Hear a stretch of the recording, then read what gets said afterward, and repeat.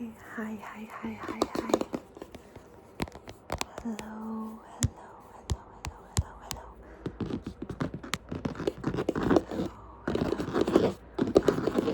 Welcome back to my channel. I hope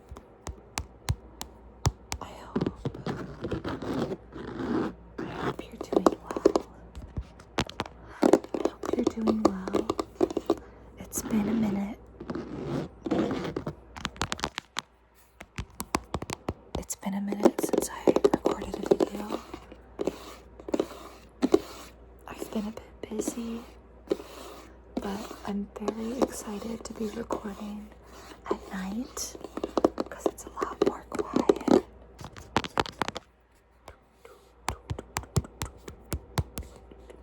I tend to film in the mornings when my roommates are not here. But my roommate is gone right now. I like to do this when I'm alone. So I would film a video for you guys. I've actually filmed a couple of these types of videos before, but it's never worked out. I don't know. I called this channel Series because I wanted to do like book reviews and talk about books and what I'm reading. And I don't think I've made a single one. I don't think I've made a single video about books yet.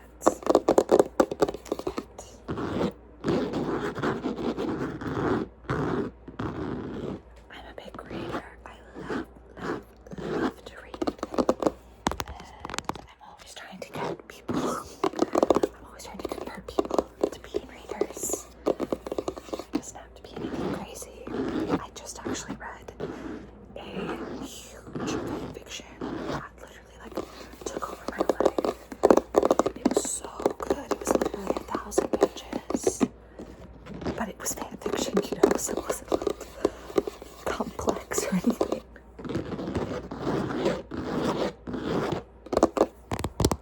Okay, but yeah, today I'm going to be doing some tapping on you, and tapping on my books, and telling you about the books on my bedside table. Starting with this beautiful book, To the Lighthouse. To the Lighthouse. To the Lighthouse by Virginia Wolff.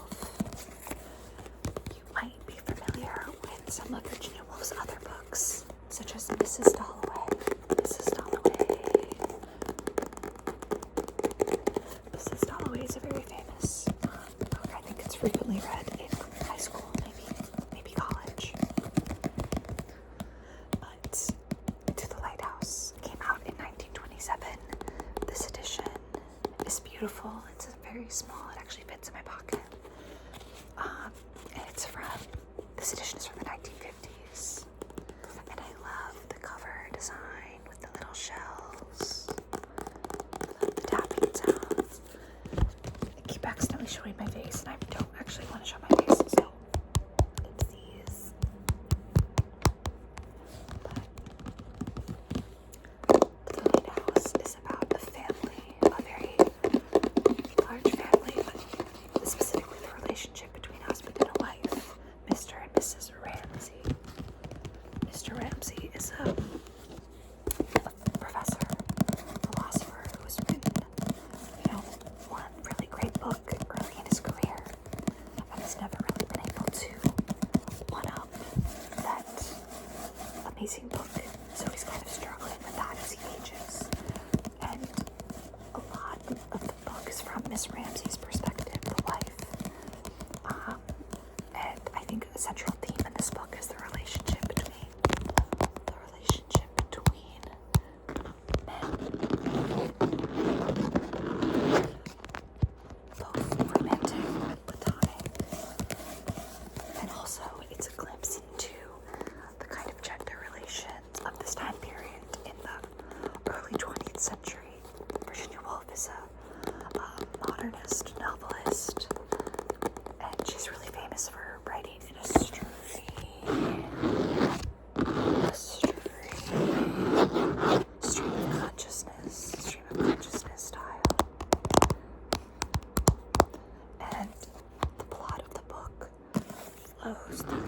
characters' perspectives and their consciousness. So rather than seeing directly what's happening, or like rather than Wolff directly writing the action, you're just getting these glimpses inside of people's minds. Everything they're thinking and feeling and remembering, hoping for. It's really, really beautiful. Very stunning. I would recommend this to someone who maybe is craving a little bit of literary fiction. Also, someone who wants to read something maybe a bit shorter, a bit more consumable. It's not very long. It's not very long. It's like it's a quick 300. It doesn't really feel like it.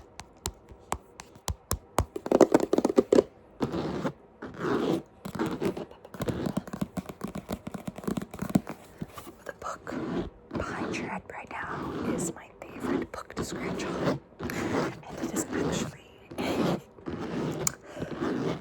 a textbook. Or like, yeah, basically a textbook on early man. So I think in England in the 1800s, scientists and researchers found early Neanderthal skeletons. So this book was written before anthropologists discovered that Africa was the cradle of humanity, where our hominid ancestors lived. So this book, Early Man in Britain, is just a textbook about the perspective on early history and human evolution in the late 1800s. So it's very old. It's very old. And I'm scratching this really old book, but it sounds so good, right? It has really great illustrations too. Really, really great old illustrations. But I wanted to show you guys this book I'm reading, because this tapping, oh my god, the tapping on this. This is what people call a creamy tap.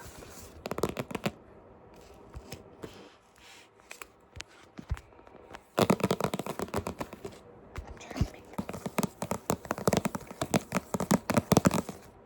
this book is called Routes, Travel and Transformations in the 20th Century by James Clifford. I'm only reading, I actually just got this from the library to read one chapter. I was very excited when they had it in the library. James Clifford is a cultural anthropologist, I believe. He's a professor in history of consciousness at the University of California, Santa Cruz. I don't know what history of consciousness is. It's very interesting. But yes, so he does a lot of work in anthropology and ethnography. But the chapter I wanted to read is about museums, and museums as contact zones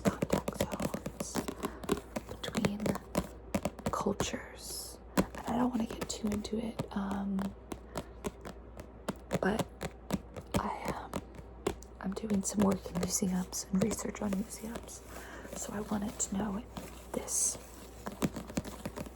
theoretical approach and these concepts of seeing museums as contact zones where the colonizer and the colonized interact and come together, and about how museums are quite political places and curational choices are political choices. There are elements of this theory of museums as contact zones that maybe aren't super strong, or there's elements of it I don't entirely agree with, but I think in certain museums, in certain contexts, it's a really useful lens for understanding the history of the museum, the history of the exhibits and collections, and how they were page, and I'm not going to ramble about this too long because I bet it's really boring. But maybe it's putting you to sleep because it's so boring. Okay, let's look at what else I have on my bedside table. You guys are learning about the disparate and strange things that I'm interested in. Of course, I have my crossword puzzles. I love doing crossword puzzles, and I like doing them on paper. I try to avoid screen time. Obviously, we all have a lot of screen time. I'm not perfect. So I'm freaking out here making YouTube videos. But I prefer to do things that can be done without a screen, like crossword puzzles. Plus, it's not as fun to do a crossword puzzle on a phone. I like to be able to write it in and erase all of that. So, the next book I have is Malachi McCord's History of Ireland. I thought this is just a fun read about Irish history. I know a fair bit about Irish pre-Christian history and early medieval history, but this is more. There's some stuff about early Irish history in here, but mostly it's about more recent history, so that's kind of what I wanted to learn about. And it's very it's told in a very kind of, I don't even know how to say it.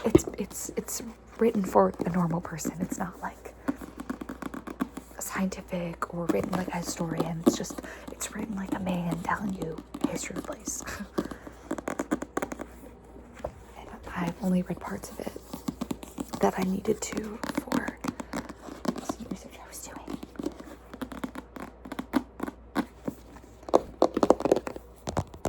This one is so good.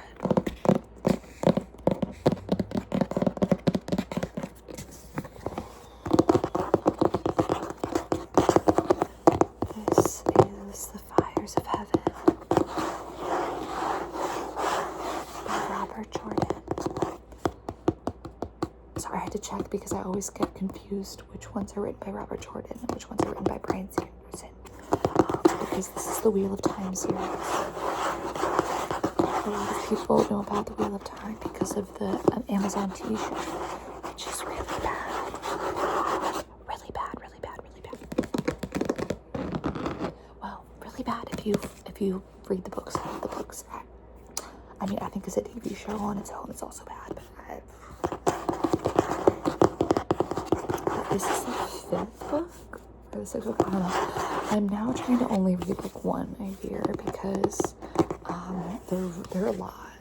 Like this is a tome, a T-O-M-E tome.